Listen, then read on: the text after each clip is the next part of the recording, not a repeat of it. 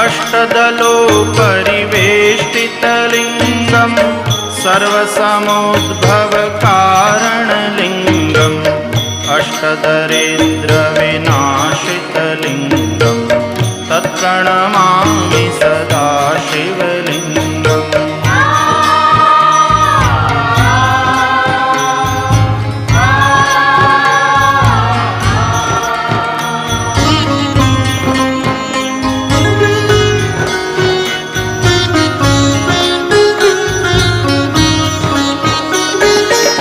सुरगुरुसुरवर पूजितलिङ्गं सुरवनपुष्पसदार्चितलिङ्गं परात्परं परमात्मकलिङ्गं तत्प्रणमामि सदा शिवलिङ्गं तत्प्रणमामि सदा